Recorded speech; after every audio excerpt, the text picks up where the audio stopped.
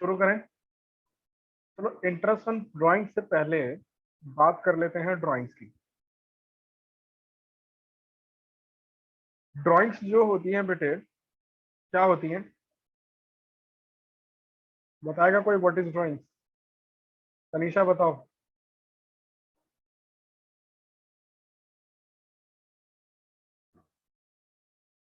बोलो बेटे।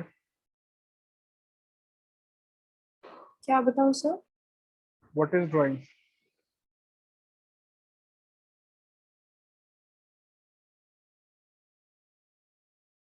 बोलो। ड्राइंग क्या होती है? ऐसे नॉर्मल भाषा में डेफिनेशन लीजिए। सर पर्सनल यूज के लिए जब मनी निकाल। हाँ, withdrawal of money by honour. मैं भी बिल्कुल वैसा लैंग्वेज में लिख रहा अकाउंट वाली। Withdrawal of money by honour for their personal use, है ना। हम कहते थे कि सर ड्राइंग होती है, अगर ऑनर ने अपने पर्सनल यूज के लिए पैसे विड्रॉ किए हैं तो उसे हम ड्राइंग्स कहते थे। ये कहते आ रहे हैं हम लोग। अब देखो जरा ड्राइंग्स की कैटेगरी। ड्राइंग्स को जहां पर मैं दो कैटेगरीज में बांट रहा हूँ, एक को बोल रहा हूँ बेटे मैं विड्रॉवल ऑफ कैपिटल,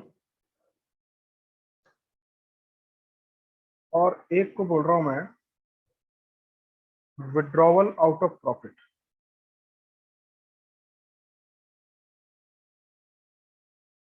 मतलब प्रॉफिट पे से विड्रॉ कर रहे हैं। क्या ऐसा कर सकते हैं? हाँ जी बेटे, ऐसा कर सकते हो आप। Withdrawal of out of capital का मतलब है कि आपको कैपिटल की रिक्वायरमेंट नहीं है और एक्सेस कैपिटल जो है वो आप विड्रॉ करके ले जा रहे हो। Excess capital has been drawn. Click करना चाहिए, सीखने की जरूरत नहीं है। Excess capital drawn by owner. जो एक्सेस कैपिटल है वो ऑनर विड्रॉ करके ले गया, तो हमने कहा सिर्फ विड्रॉवल ऑफ कैपिटल है। मतलब आपको उस कैपिटल की रिक्वायरमेंट नहीं है, तो अच्छा बिजनेसमैन वही है जो क्या कर ले, उस पैसे को कहीं और इन्वेस्ट कर ले, है ना बेटे। अच्छे बिजनेसमैन की खासियत तो यही होती है कि वो पैसे को अपने फंसा के नहीं रखता, वो कहीं ना कहीं उसको इन्वेस्ट कर देता है। अब withdrawal of out of profit क्या है कि ड्राइंग्स मेड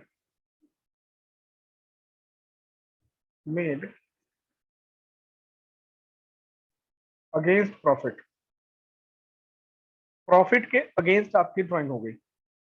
कहने का मतलब ये है कि मैं विड्रॉ कर लूंगा और मुझसे मैनेजर पूछेगा सर ऐसे विड्रॉ कैसे कर रहे हो? अरे जो मेरे वाला प्रॉफिट होगा ना उसमें से काट लियो। समझ रहे हो?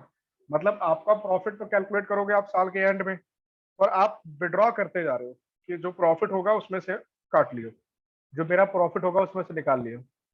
अब ऐसी ड्राइंग्स आपकी कैपिटल को अफेक्ट नहीं करती है, does not affect the capital. तो सर अगर कैपिटल अफेक्ट नहीं करेगी तो किसको अफेक्ट करेगी? दो तरह की कैपिटल होती है बिजनेस के अंदर, एक फिक्स कैपिटल और एक वर्किंग कैपिटल। ठीक है बेटे। तो ड्राइंग्स अगेंस्ट प्रॉफिट जो है वो अफेक्ट करता है वर्किंग कैपिटल को।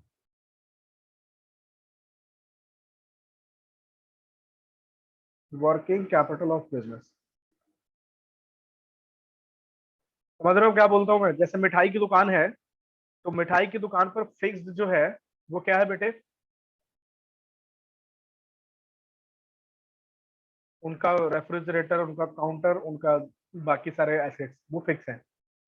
और वर्किंग कैपिटल वो है जो वो स्टॉक में सर्कुलेट करते हैं, यानी कि मिठाइयाँ। तो अगर आप वर्किंग कैपिटल ही विड्रॉ कर लोगे, मतलब करंट एसेट अपने विड्रॉ कर लोगे, यानी कैश विड्रॉ कर लोगे, तो आप बिजनेस कैसे चलाओगे? है ना। तो पार्टनर को डिस्करेज करने के लिए हम इस वाली ड्राइंग्स पर क्या करते हैं बेटे? इंटरेस्ट चार्ज करते हैं।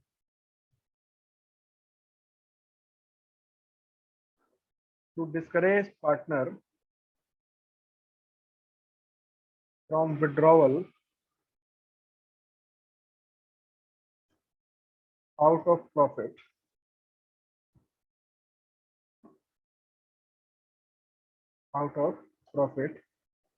From charge interest on drawings.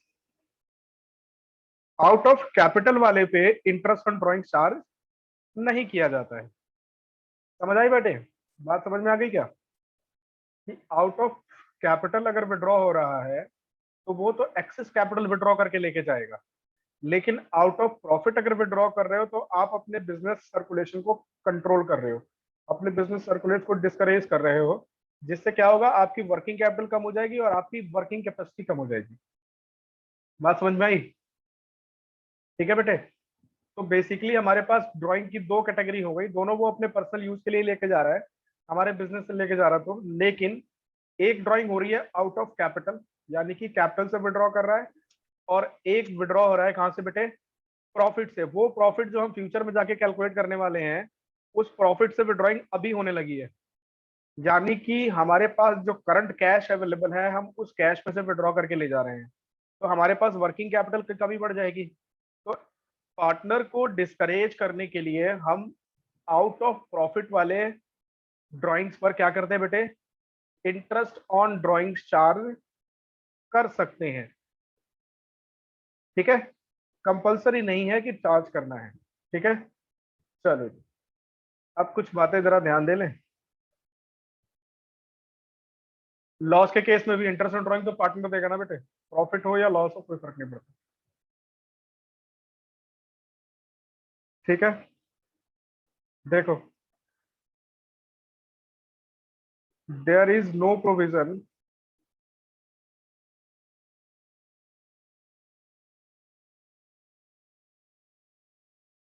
Of charging interest on drawing.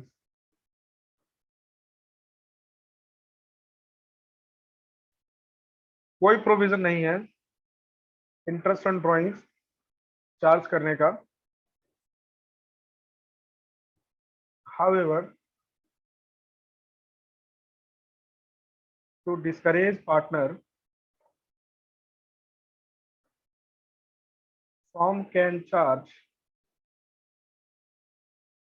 interest on drawings at an agreed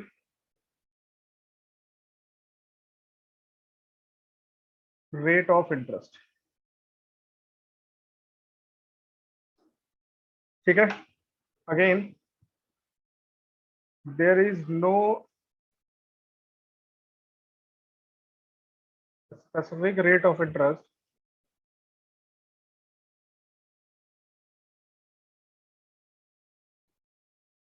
prescribed in Indian Partnership Act 1932। ठीक है बेटे,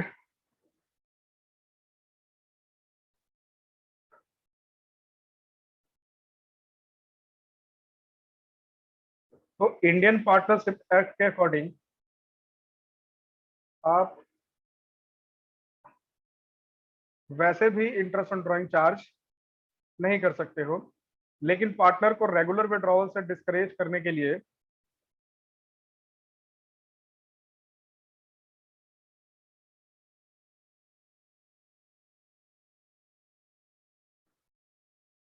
firm can charge interest on drawing at an agreed rate of interest. फिर यहाँ पर there is no specific rate of interest prescribed by Indian Partnership Act. Indian Partnership Act तो कह रहा है सर चार्ज ही नहीं करना, आपके पास ऐसा कोई प्रोविजन नहीं है कि आप इंटरेस्ट ऑन ड्राइंग्स चार्ज कर सकते हो, लेकिन ये पार्टनर म्यूचुअली अग्री करेंगे तभी चार्ज कर सकते हैं। ठीक है, in case any dispute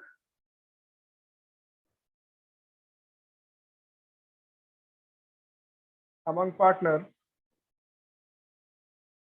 no interest on drawings shall be charged।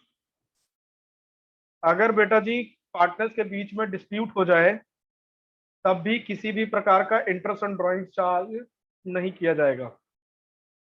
याद रहेगी बात। मान लो कि मैं और मान्या माथुर पार्टनर हैं और मान्या ने कहा कि sir interest on drawing 8% rate से चार्ज होगा। मैंने कहा नहीं, 8% नहीं, 10% से चार्ज होगा। हम दोनों के बीच में क्या हो गया बेटे, डिस्प्यूट हो गया। और डिस्प्यूट के बाद हम चले गए कोर्ट। कोर्ट से कहा जी ऐसी ऐसी परेशानी है हमारी, कि मैं तो कह रहा हूँ कि 10% चार्ज होगा, ये कह रही है कि 8% चार्ज होगा। कोर्ट कहेगी भैया एक काम करो, सुनो, तुम्हारे पार्टनरशिप एक्ट में तो ऐसा कोई प्रोविजन है नहीं, ना तुमने डीड में लिखा कोई इंटरेस्ट ऑन ड्राइंग कैसे चार्ज करोगे। तो ऐसा करो, चुपचाप घर बैठ जाओ, कोई जरूरत नहीं है इंटरेस्ट ऑन ड्राइंग चार्ज करने की। ठीक है जी, आपको इंटरेस्ट ऑन ड्राइंग चार्ज करने नहीं दिया जाएगा अगर आपके बीच में डिस्प्यूट हो गया। ठीक है बेटे, और आप किसी भी बात पर म्यूचुअली अग्री हैं तो कोई बात ही नहीं है। अगर आप एक पर्टिकुलर रेट ऑफ इंटरेस्ट पर पहले से ही अग्री हैं तो इंटरेस्ट ऑन ड्राइंग चार्ज किया जाएगा। बात क्लियर है? बोलो। Yes sir. Yes sir. चलिए, यस सर। आगे बढ़ रहे हैं और अब देखते हैं जरा विड्रॉइंग पैटर्न। तो विड्रॉ पैटर्न क्या होता है बेटे, एक पहला केस आएगा जिसके अंदर आपको एनुअल ड्राइंग दी होगी।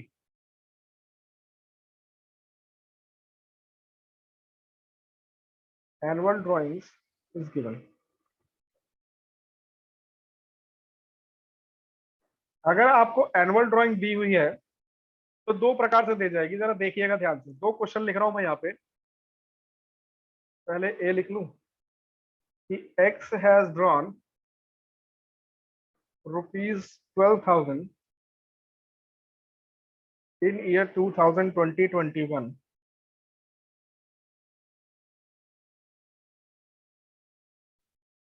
Calculate interest on drawings at the rate 6% per annum. एक तो ये क्वेश्चन हो गया बेटे।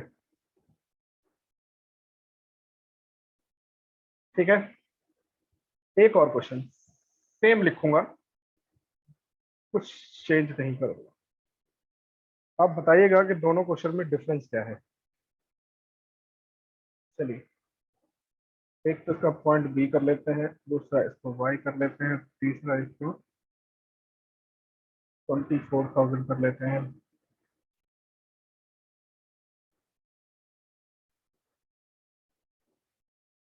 हाँ जी, तो आपके सामने एनुअल ड्राइंग के दो क्वेश्चन दिए हुए बेटे, कि एक में 12,000 विड्रॉ किया है और एक में 24,000 विड्रॉ किया है। क्या आप मुझे बता सकते हैं दोनों ही क्वेश्चन के बीच में क्या डिफरेंस है?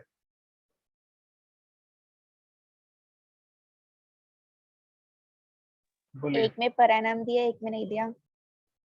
अच्छा, एक तो ये डिफरेंस हो गया, और अच्छा बेसिक डिफरेंस यही है, बाकी नंबर का डिफरेंस तो आपको मिलेगा ही। ऐसा तो हो नहीं सकता कि सब जगह सेम ही नंबर जो मैंने पढ़ा दिया वही आए। बेसिक डिफरेंस यही है बेटे कि एक में पर एनम लगा हुआ है और एक में पर एनम नहीं लगा हुआ है। ठीक है जी, अब इसको कैसे सॉल्व करें, आइए जरा देखते हैं। पहले पर एनम जिसमें नहीं लगा उसको कर लेते हैं। इंटरेस्ट ऑन ड्राइंग्स का जो फॉर्मूला होगा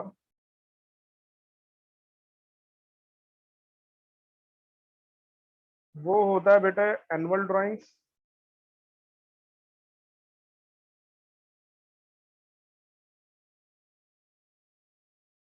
इनटू रेट अपॉन 100।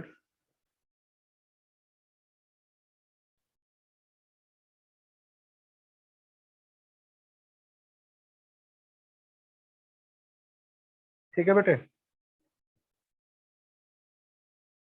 ये सिंपल होता है फॉर्मूला, अभी के लिए सिंपल है, फिर थोड़ा मुश्किल करेंगे इसको। कंट्रोल यू, अच्छा वो तो मैंने अंडरलाइन लगाने ही लगा था। 24,000 इंटू 6/100। ठीक है बेटे,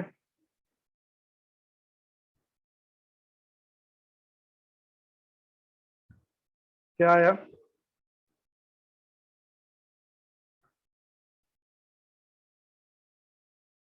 240 इंटू 6,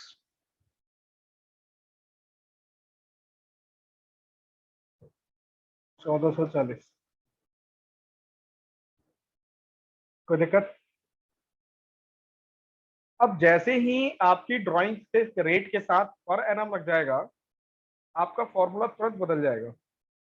ये जो फॉर्मूला आपके इंटरेस्ट ऑन ड्राइंग का था, क्या फॉर्मूला था बेटे?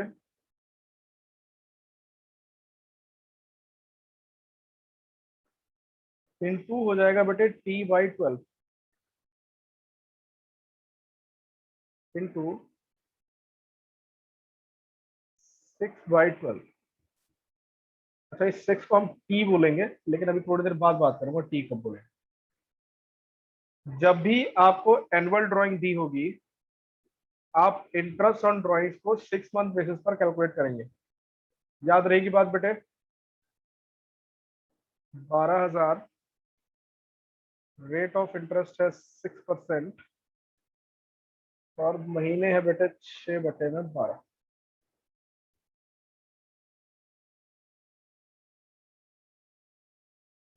इंटू 6/12।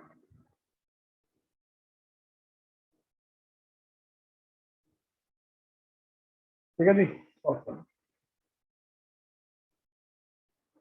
करेगा कोई? 12,000 का 6% हो गया 720 रुपये, और 6 महीने के लिए हो गया 360। बात समझ में आई? चलो, समझ में आ गई तो ठीक, नहीं तो एक नोट लिख लेते हैं। नोट क्या है?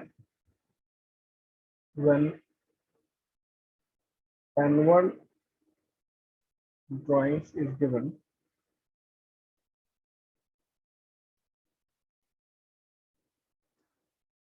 interest on drawings shall be calculated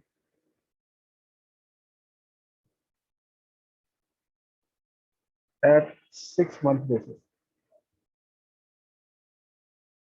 जब भी आपको एनुअल ड्राइंग दिया होगा, आप 6 महीने के बेसिस पर इंटरेस्ट ऑन ड्राइंग्स कैलकुलेट करेंगे। याद रहेगी बात?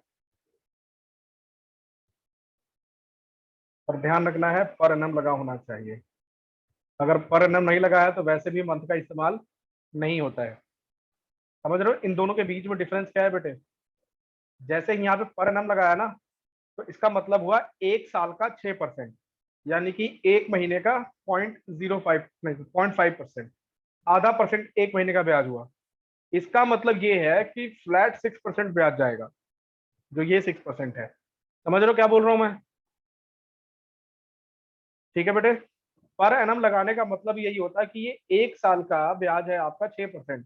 अब मान लीजिए कि आपने बैंक में पैसे जमा कराए और उससे बोला 6% पर एनम, इसका मतलब हर महीने आपको आधा परसेंट ब्याज मिलेगा। समझ गया बेटे? और अगर वो कह रहा है कि 6% देंगे, तो आप चाहे जितने टाइम रखो 6% आपको ब्याज मिलेगा। फ्लैट हो गया वो 6%। समझ आ गई बात? तो ये पहला केस था बेटे, एनुअल ड्राइंग जब दिया होता है तब। दूसरा केस जो है वो थोड़ा सा इंटरेस्टिंग है, इसमें बहुत सारी बातें होंगी। When equal amount is drawn at equal interval. Equal amount equal interval पर विड्रॉ हुआ है। फॉर एग्जाम्पल, आप ड्राइंग कर रहे हो हर महीने के पहले दिन, या हर महीने के बीच में, या हर महीने के एंड में। समझ रहे हो?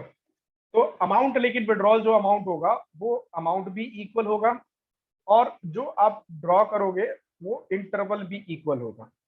इंटरवल मतलब समझ रहे हो ना, ड्राइंग्स के बीच का समय। ठीक है बेटे? तो दो बातें यहाँ पर कंसीडर करने के लिए है, एक तो सर इक्वल अमाउंट विड्रॉ होगा, और दूसरा इक्वल इंटरवल पर विड्रॉ होगा। ठीक है जी? जब भी ऐसा आ जाए, आप समझ लीजिए कि आपको क्या करना है। चाहते हैं समझना? आइए तो समझिए।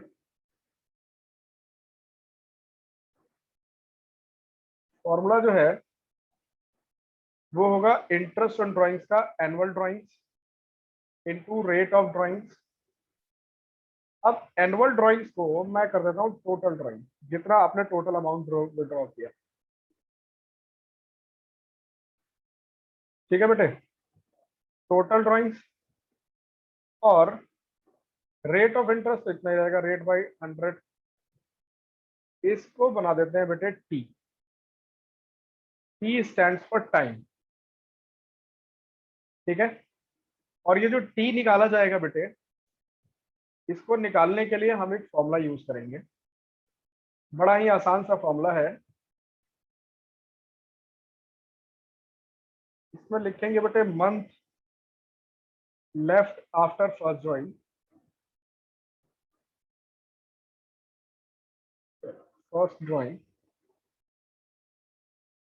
Plus month left after last drawing whole divided by 2। whole divided by कितना? 2। पहली ड्राइंग के बाद आपने जितना विड्रॉ किया और लास्ट ड्राइंग के बाद आपने जितना विड्रॉ किया, दोनों को 2 से डिवाइड कर लीजिए। जो मिलेगा वो क्या होगा बेटे? टी मिल जाएगा। अब देखिए, इसको एग्जाम्पल से ही कर पाएंगे हम लोग, तो एक एक करके एग्जाम्पल पकड़ते हैं। केस 2 का पहला question, X has drawn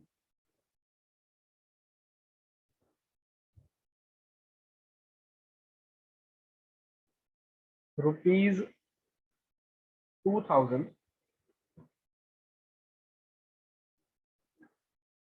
at beginning of each quarter। चलो each month पहले कर लेते हैं, फिर quarter।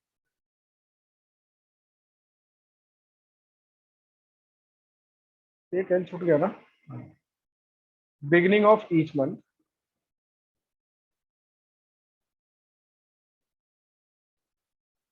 Calculate interest on drawings at the rate 6% पर annum। एक्स जो है वो हर महीने के बिगिनिंग में 2000 रुपए विड्रॉ कर लेता है और उसका इंटरेस्ट ऑन ड्राइंग्स निकालना बेटे हमें। क्या हम निकाल पाएंगे? अरे सर कैसे बात कर रहे हो, क्यों नहीं निकाल पाएंगे? पहला तो बेटे हम देखेंगे टोटल ड्राइंग्स कितनी हो रही है। ध्यान से देखिएगा कि सर 2000 रुपए हर महीने विड्रॉ कर ले रहा है, तो साल में कितने महीने होते हैं बेटे? 12। तो टोटल ड्राइंग कर रहा है वो 24,000 का। और क्या चाहिए आपको? रेट। रेट क्वेश्चन ने आपको दे रखा है बेटे 6%। और क्या चाहिए आपको? टी।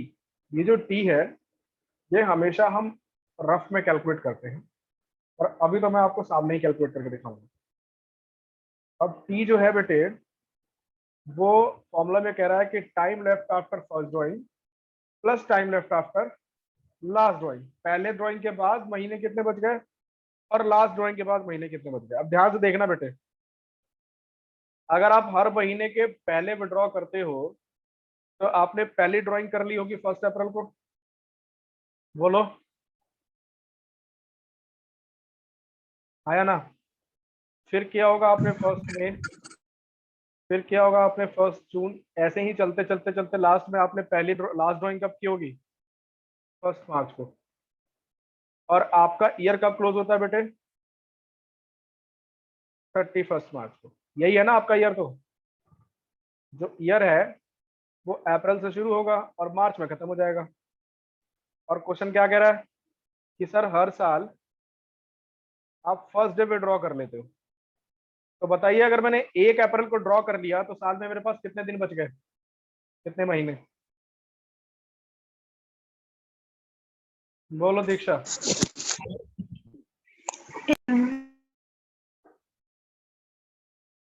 मान्या, कितने महीने बचे बेटे?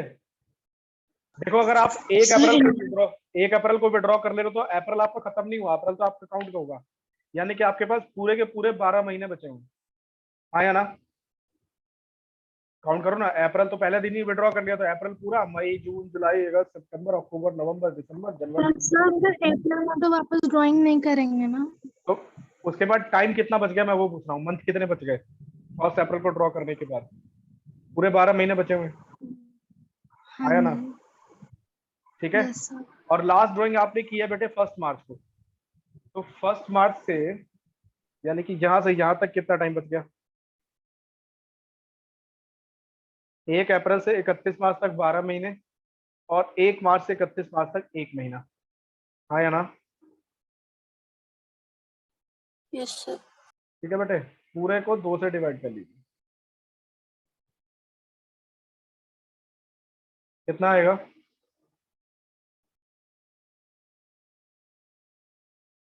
बोलो कितना आएगा? 6.5। 6.5।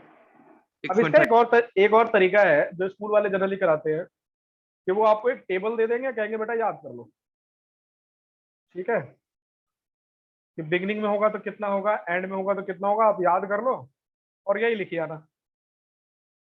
याद करने वाले में समस्या क्या है कि कई बार हमारे पास पूरे साल की ड्राइंग नहीं होती है, तब क्या करेंगे? तब तो हम फंस जाएंगे। कई बार क्या होता है, जैसे मान लो आपने अक्टूबर में ही बिजनेस स्टार्ट किया और अक्टूबर से ही हर महीने के फर्स्ट डे पर ड्राइंग शुरू हो गई, तब क्या करोगे? तब तो फंस गए ना, क्योंकि 6 महीने ही ड्राइंग की हमने।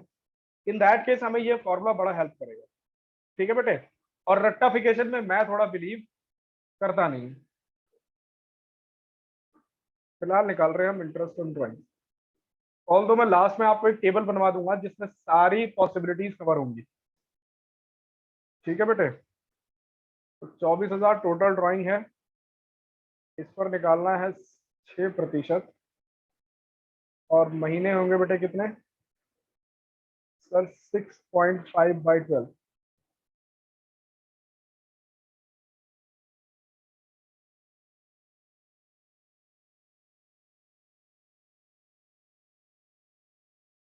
अब आ रहे हैं लोग, क्लास के टाइम पे सो रहे होते हैं। 6.5/12 कोई सॉल्व करेगा मेरे लिए? मैंने बेटा आपको कल भी कहा था कॉपी पेन लेके बैठा करो, कैलकुलेशन करते रहा करो, तुरंत बोला करो कि सर इतनी कैलकुलेशन हो गई। मान्य आपको याद है, आप एक दिन हम अजय सर के यहाँ पढ़ रहे थे, एक बच्चा आया हुआ था जिसे मैंने पूछा था कि कितने मार्क्स आए हैं। Yes sir. कितने बोले थे उसने? तो कहा था सर फुल आए हैं। फुल। हाँ जी। जब वो ऑनलाइन क्लास लेता था तो मैं लिख रहा होता था, तब तक वो कैलकुलेशन कर रहा होता था बच्चा। कहने का तात्पर्य समझ रहे हो?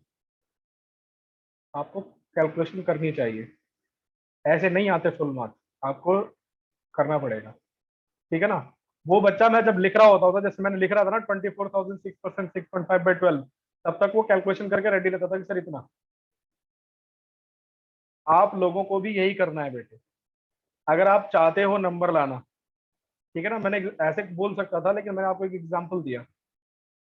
उसके फुल मार्क्स आने के पीछे रीजन यही है कि वो लड़का डेडिकेटेड था क्लास के अंदर भी, चाहे ऑनलाइन क्लास चल रही थी पर वो पढ़ रहा था ऑनलाइन क्लास में भी।